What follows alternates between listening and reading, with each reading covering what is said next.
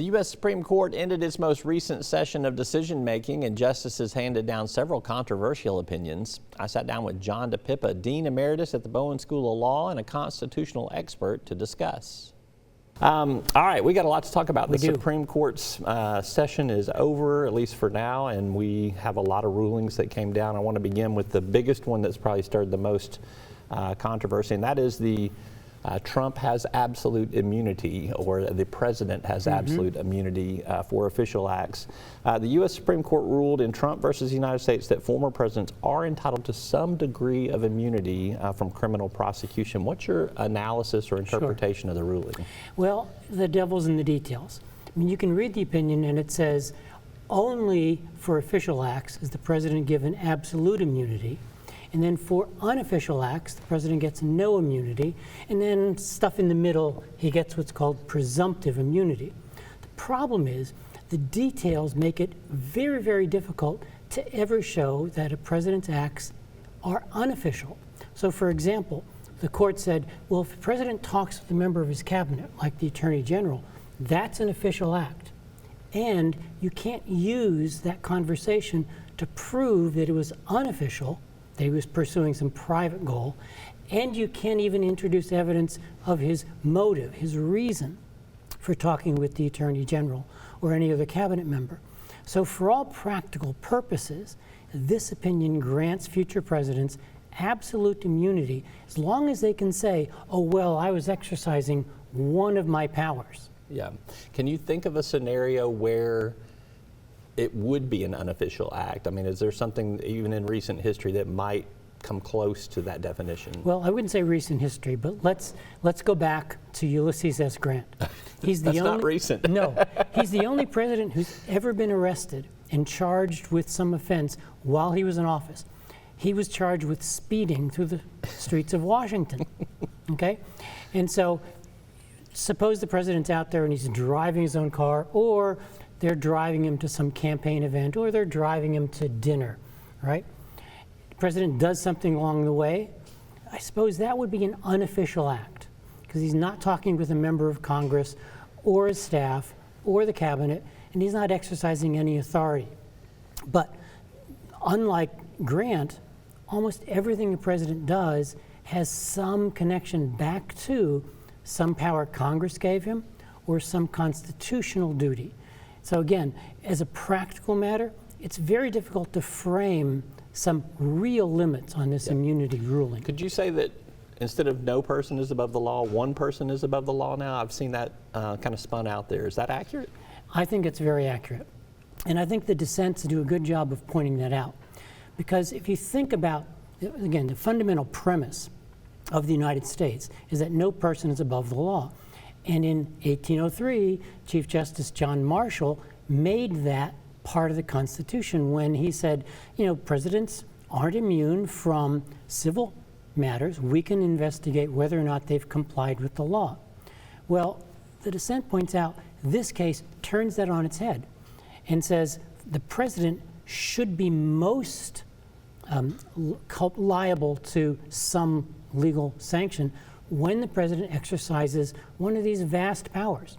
The reason we should worry is when a president uses the power to take care that the laws are faithfully executed, or go to war, or any of the other things that presidents can do. We should worry when a president abuses that power. And yet, this ruling turns that around and says, oh no, for presidents, we should let them abuse that power because we want to make sure that they're robust and energetic. The scenario that was kind of put out there, I think, by former President Trump's lawyers was that he could order the assassination of a political opponent, and that would be okay. Do you interpret the Supreme Court's decision to have affirmed that? Sadly, yes, because when that was first put out there, everyone said, oh, that's just an exaggeration. But the way the opinion reads, if the president goes to, say, the FBI director, and says, I want your agents to go assassinate this person. The president's talking to a member of his staff, the executive branch. He's using his power, directing the FBI. And so while the president could be charged with that murder, the evidence that would prove it would be very difficult because Yep. you can't prove motive and you can't use the conversation with the FBI director. All right, let's talk about another decision that was out here. It was called the Chevron decision. It basically strikes down roughly 40 years of precedent from a case that involved Chevron many years ago. Basically, that decision in 1984 required the courts to defer to the knowledge of government agencies or administrators in their reasonable interpretation of ambiguous laws that Congress passed. What do you see as kind of the change of the precedent there? Sure. Let's go back before Chevron just a bit.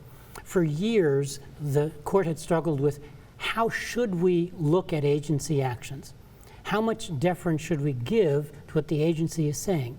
And so there's this sort of amorphous test where the court would say, well, we should give some weight to what the agency thought. Chevron, a unanimous decision in 1984, said, hey, let's make this clear. When an agency interprets an ambiguous law, we ought to let the agency stand because we shouldn't get involved in second-guessing these decisions. If an agency goes too far, we can still step in. But if what they've done is reasonable, it's up to Congress to fix that, not us. That's what Chevron said.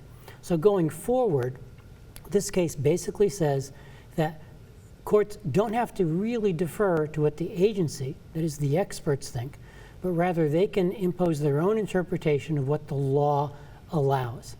And that opens up the universe of thousands of regulations to potential challenges. And there's no, I guess there's no statute of limitations. Also, you've got the fact, I want to hear more of your perspective on how this court has overturned some pretty long-standing precedent. This isn't the first case. They've done this Roe v. Wade's another one where they did that. What does it say to you about the makeup of the court, the philosophy of the court, that they will change precedent when a lot of them said precedent is set in stone? Here's the irony. Usually, at least historically, conservative justices said, we shouldn't be involved in writing law, we should respect the process, we shouldn't legislate from the bench. And yet what this court has done with this decision and some others is effectively taken back some of that power and said, we don't mind legislating from the bench. In fact, what you can see here is the court bringing power to itself to review all these agency decisions, to reverse 50, 40, 50 years worth of precedent, and then reserve to themselves the final say on, say, all the immunity decisions. It's in many ways a power grab by the court that is unprecedented in modern times. I'm going to ask you a tricky question, so you may have to tightrope walk your answer on this one here. Is the U.S. Supreme Court, is it just a conservative-leaning majority court right now, or do you think it is a partisan court? When you look at public opinion polls and you see where the public feels the Supreme Court is, it was one of the last institutions to have a pretty high favorable rating, and that has come significantly down because of what are interpreted as some partisan decisions. Well, here's the tricky answer, and I'll be honest. I think that some justices in the majority are acting in a partisan way. I think other justices in that conservative majority are schooled in a long line of conservative jurisprudence, distrusting the administrative state, not trusting Roe v. Wade, and so they're acting out of what I think are principled reasons. But sometimes the line is difficult to draw. But the fact that the public perceives them as acting in a partisan way is a serious problem, because the court's only authority really is how much trust the public gives them. They don't command the army, they don't have the power of the purse. What they do have, and what they historically thought they had, was the trust of the American people.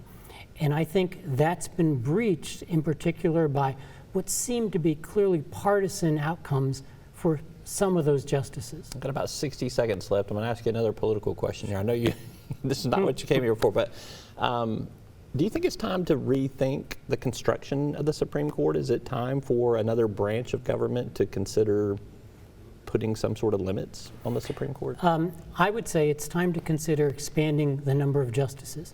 Why do you feel that way? Well, the Constitution doesn't set how many justices. So it's been over 100 years. And the volume of cases, the number of things that are being brought to the Supreme Court have expanded dramatically in modern times, and they're taking fewer and fewer cases.